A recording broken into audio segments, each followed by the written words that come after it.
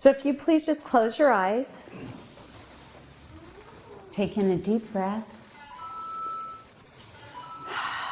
And we'll have to silence cell phones and noises right now, please. Thank you. And take in another breath. And in this moment, enter into your own energy and your own vibration. Welcome in your angels, your guides, and we welcome the wonderful presence of Source, wonderful God. We thank you for your love, your light, your guidance, your support, and all of the wonderful things that are provided for us here on this journey. So take a moment in silence to welcome this beautiful energy into your vibration.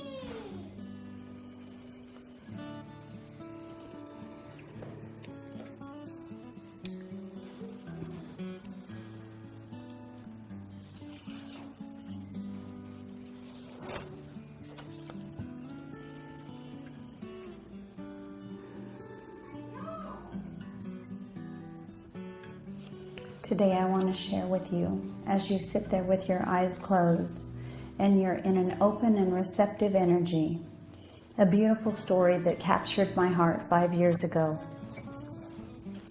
I will tell thee a parable. Know that once there were 2 countries, and that one was a land flowing with milk and honey, and the other an arid region, full of strife and unrest, so that one was called the land of bliss, and the other was called the land of woe. But between these 2 countries was a swift, wide, and dangerous river, and many who sought to cross that river lost their lives in attempt. And then one day there came a man who, because of his love for the people, said, "Lo, I will endeavor to place a rope from one bank to the other. And even if I lose my life in the attempt, what matter? For others will henceforward be able to cling to the rope so that they can cross the river in safety." So saying that man proceeded to carry out his design, and having procured a rope, he fixed one end to a tree and made a noose at the other. He plunged into the current and battled the waves. But while he was battling, some hunters who had come to the bank shot at him. They shot with their arrows and mortally wounded him. For amidst the spray and the splash of the waters, they deemed him to be some kind of animal and not a man at all. Nevertheless, with a last and great effort, he managed to throw the noose of his rope round the stump of a tree, ere he sank beneath the waves, and thus had he carried out his design, though he lost his life because of those hunters and their lack of discernment. Now, when the people saw what had happened, they began to worship him as a hero, saying, "He died to save us, and he is so worthy of our adulation and love." And yet, although they worshipped him, only a very few attempted to cross the river. For they said to themselves and within themselves, "Even though the rope is there, we cannot drown if we cling thereto.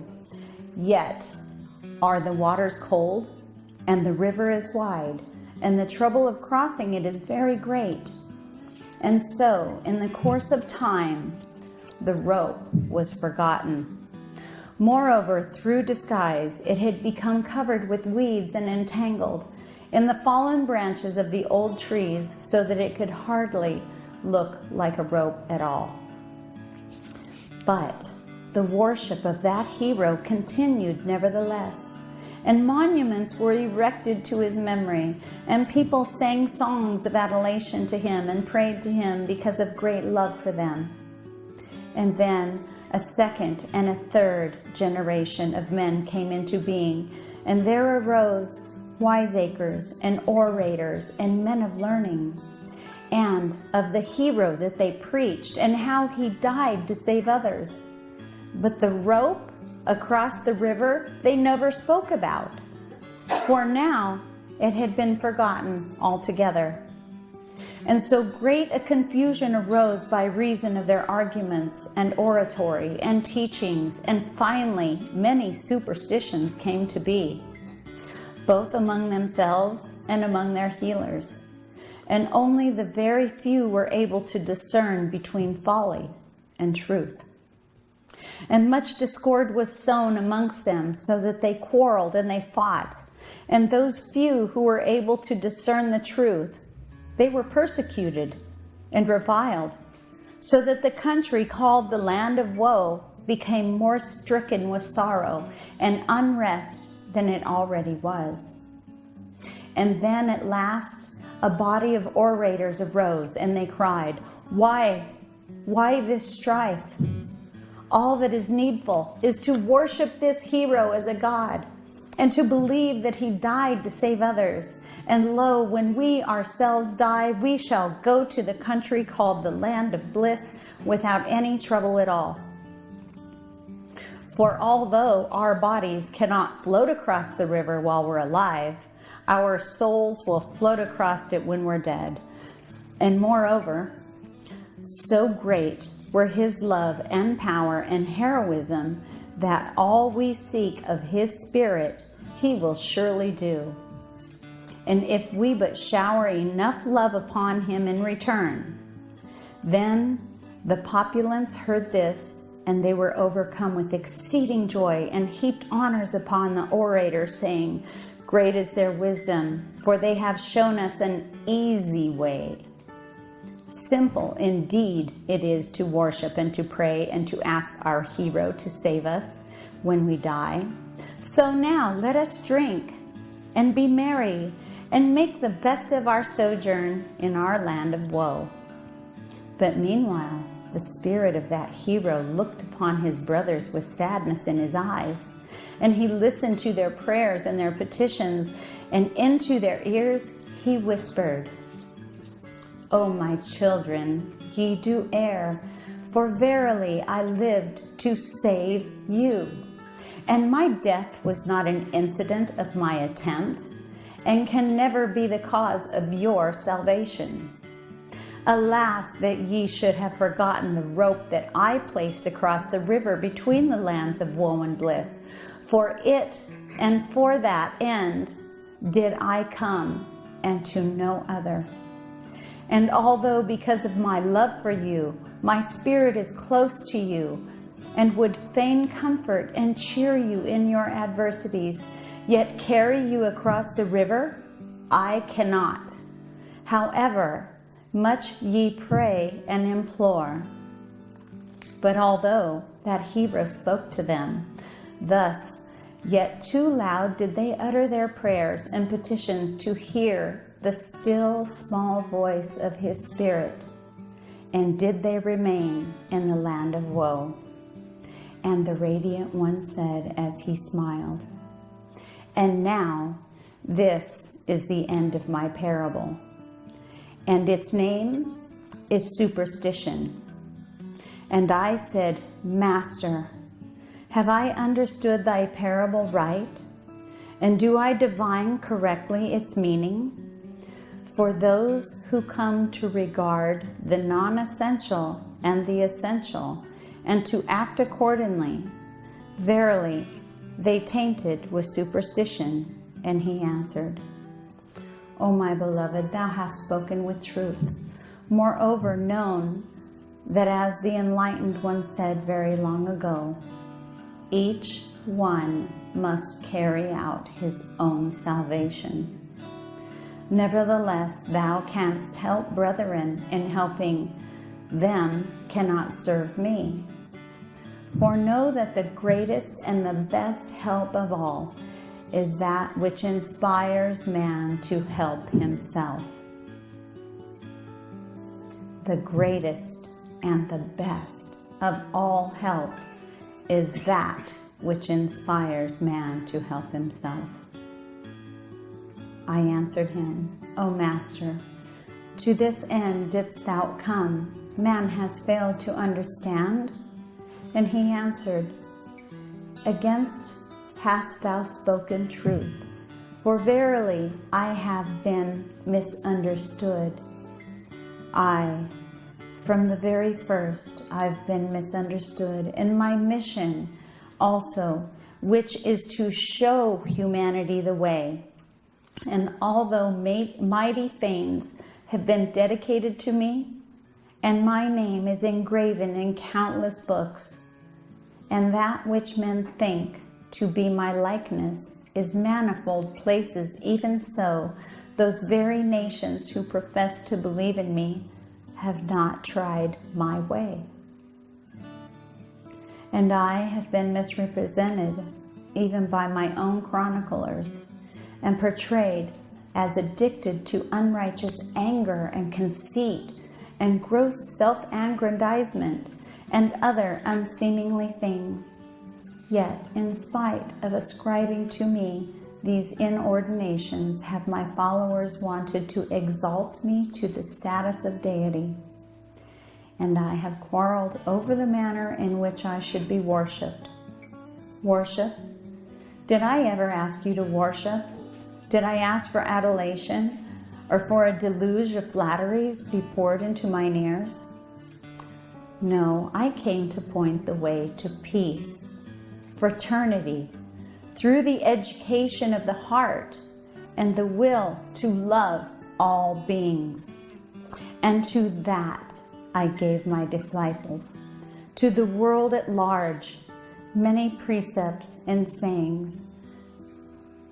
Despite my warnings, man has misinterpreted those sayings, and even them a plea for all manner of evil things, of hatred and warfare and uncharitableness and bigotry, or at best not wishing to follow them, hath called upon unpractical and the dreams of a visionary. My devotees illogically deemed me to be the only begotten Son of God and the representative of God on earth, and at the same time have so greatly doubted his wisdom as to assume that he would propound divine laws and rules of conduct impossible to carry out. The basic truths I did reveal to man for his right guidance, so that security and peace should be his on earth.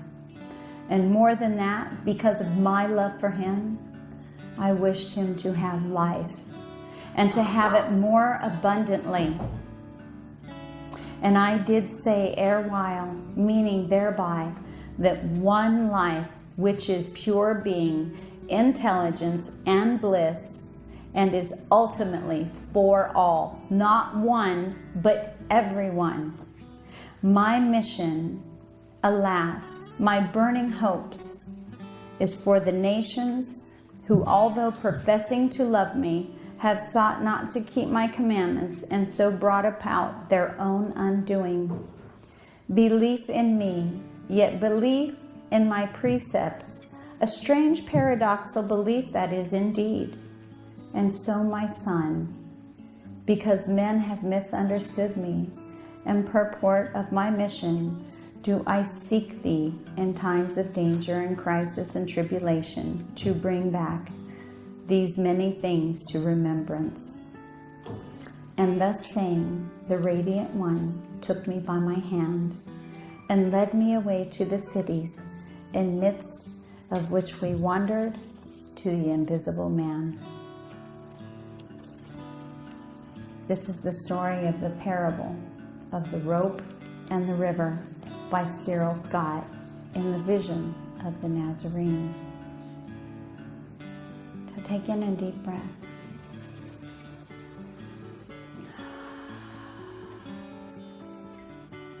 What does this day mean to you? New beginnings, new start, new life, every single day, every opportunity you have. Be grateful, because you can start over just like your cells in your body rejuvenate every night. You release resistance every night. And you wake up in a new body, in a new mind. So release old thoughts.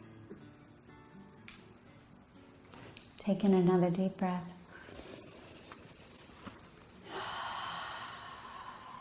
And welcome back.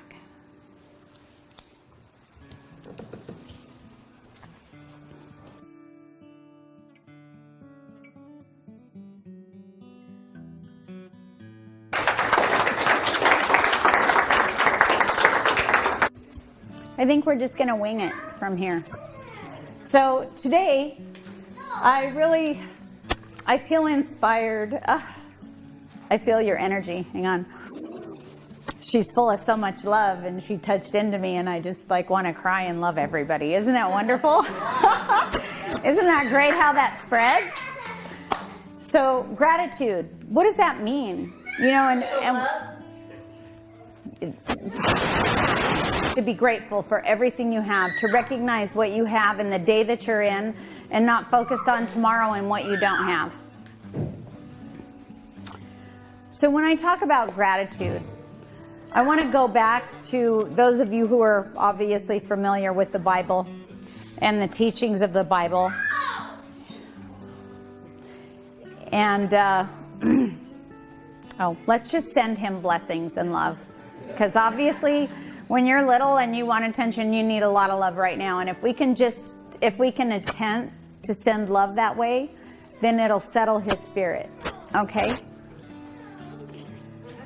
He can't help but to receive. And that's part of the message. When you are in gratitude, when you are in the zone, you cannot help but to receive good things. He says no, I say yes. And that's how we are. Maybe this was set up by Spirit.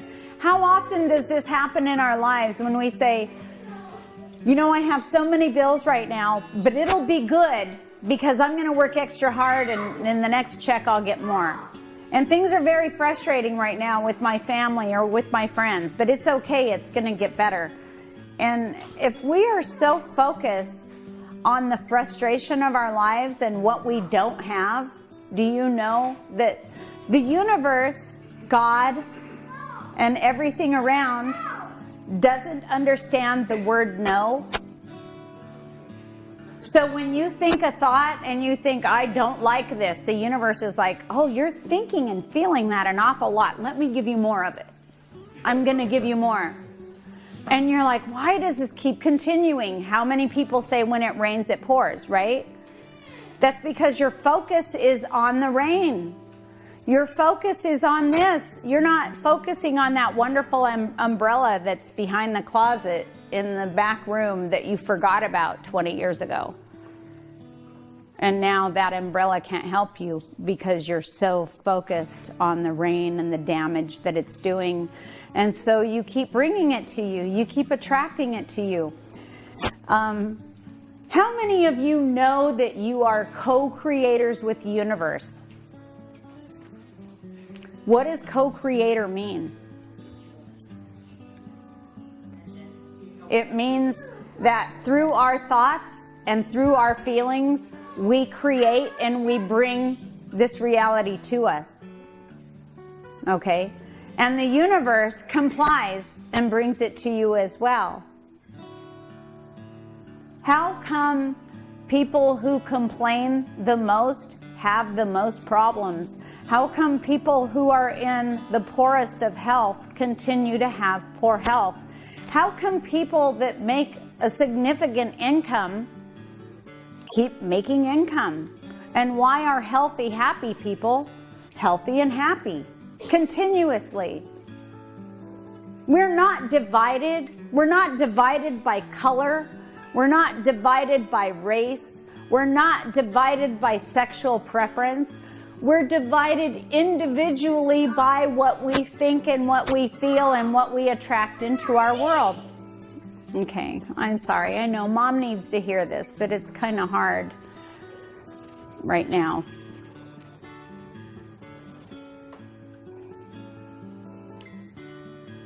So, if we are co-creators in this world, don't you think this was a really significant thing that Jesus brought in? Do you know, if you want to hear some really wonderful teachings, Jesus comes in many forms to us in the world, and you start doing research and looking. In Egypt, he's known as Esau. Look it up. Google it, YouTube it, I don't care. If you want to find some phenomenal scrolls that were put away into the temples and the teachings of Esau, wonderful. Check it out. It's awesome. Eastern teachings, Yeshua, same thing. Wonderful, beautiful teachings. Western, Jesus. We have so many philosophies, so many teachings.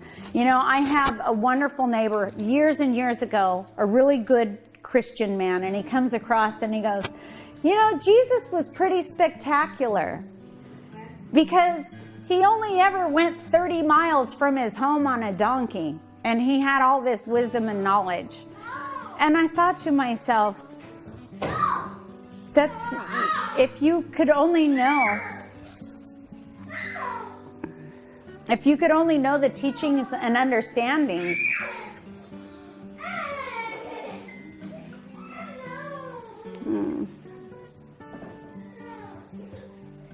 If you could only know the teachings and the understandings that Jesus had. Jesus, I would say, the difference between Jesus and us is Jesus came here knowing not only his purpose, but most importantly, the laws of the universe. The laws of the universe. Getting back to what I was first saying when I started, is when you start studying in the Bible, whenever Jesus created or did a healing or a miracle or anything, he never said, Father, will you please? Or I hope this happens, or if I believe enough, it'll happen. Jesus always started off with, thank you, Father. Thank you for this healing. Thank you, and it is done. And this is what I'm trying to explain now with the laws of the universe. It doesn't matter what you think, feel, or know. The universe complies. It complies to your feelings and your thoughts. So if you have a thought and you connect it with a feeling, it becomes magnified and really attracts it to you. So when you think, most people worry, unfortunately, but it's true, let's be real, most people worry about money. And you think to yourself, I'm going to change this thought and this fear from not having enough to I have enough and I know that all my needs are provided for always. That's a great thought. Isn't it a wonderful thought? Isn't it a creative thought?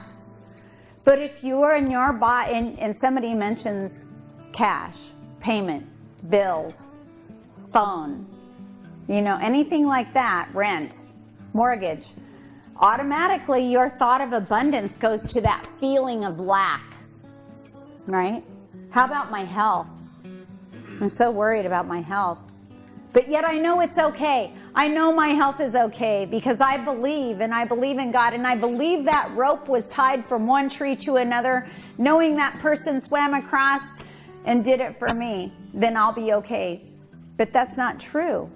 When somebody mentions something and you think a thought and you feel something different, the universe is going to comply to that feeling. Until you can match your feelings with your thoughts, that is when you become a true manifester. That is when miracles happen.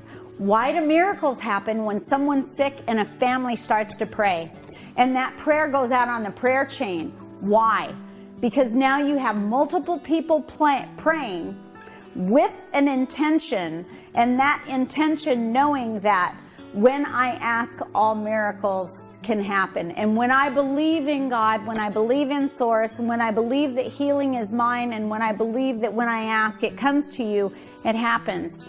And now you've got this in 1, 2, 3, 4, 5, 10, 20 prayer chain, 100 or more. Miracles happen because you have multiple thoughts with multiple feelings, and you're putting it in action, and the universe cannot help but to comply. Now I want to turn that the other way, okay? Why do things keep happening in my life? Why am I, why does it seem like it's one thing after another? Why does my family struggle to get along? And why do they drag me into it, right? And then, I just get ahead in my bills and then something else hits. And how can I change this? Stop thinking about it. Stop. Change your energy, change your thinking. How do you do it? You know what? It seems really difficult, but it's really easy. And for me, how do I change my thought forms? And my family laughs at me, but they know. My thought forms change when I think of mashed potatoes, chicken gravy, and corn on top. Because you cannot hold two thought forms at one time.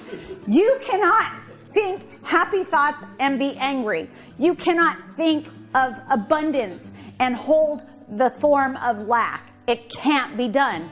It cannot be done.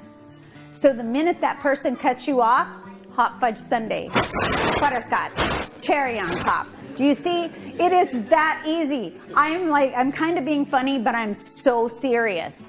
And I'm telling you, I put this in practice every single day, every minute. And it is a slow progress, but you know what? I think that it's picking up momentum. I know it's picking up momentum. I know it is. And when you bring good thoughts into your life, the universe cannot help but to comply.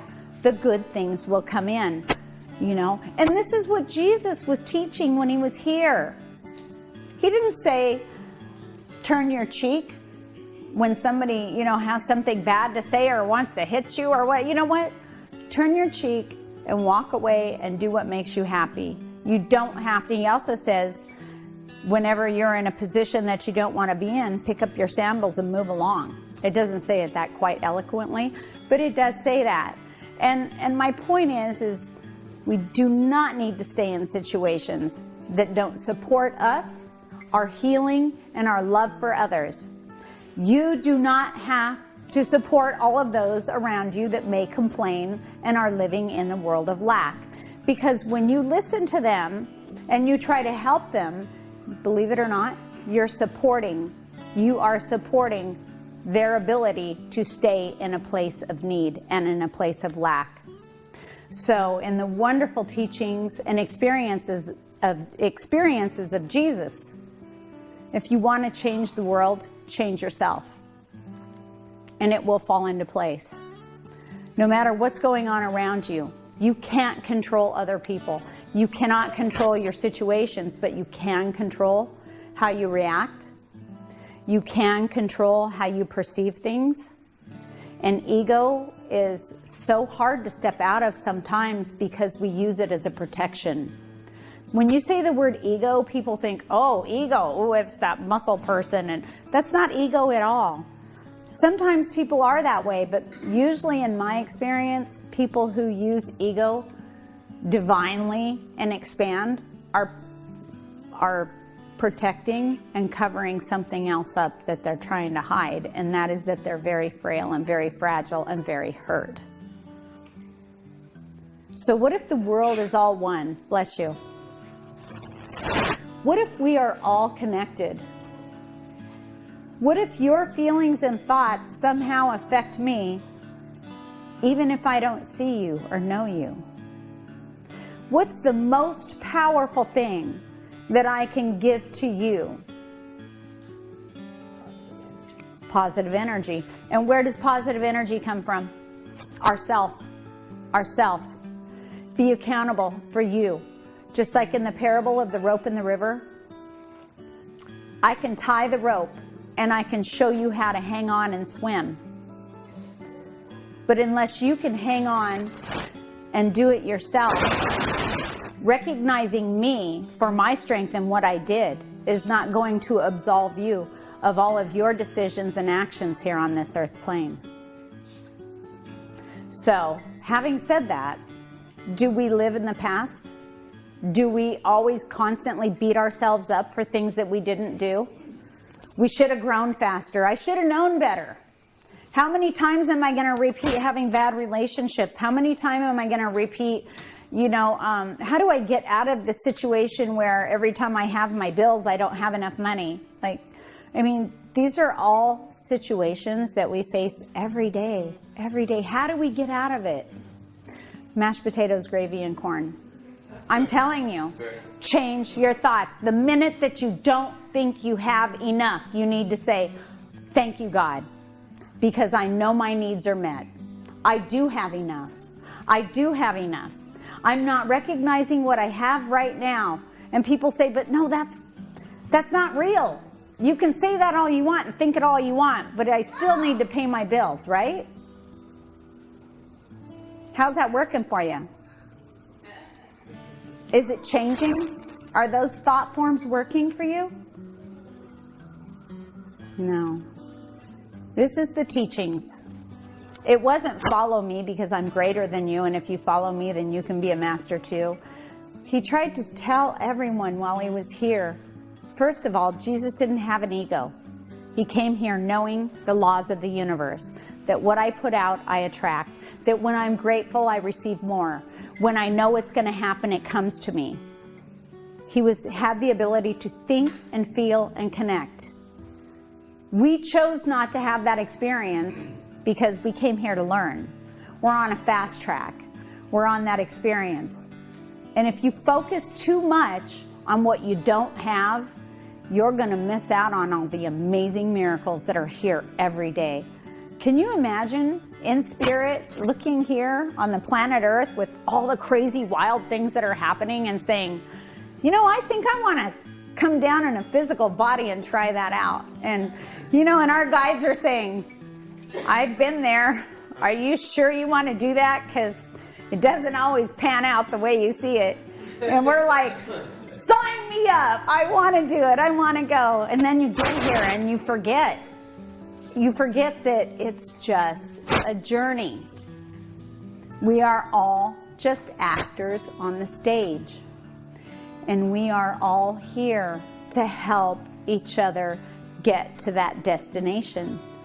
And sometimes we have to keep coming back for multiple lives, but because we forgot that this was a spiritual journey and we got caught up in the physical journey. So, recap. How do we receive? By being grateful. How do we heal? By knowing that we are already well, right? How do we receive?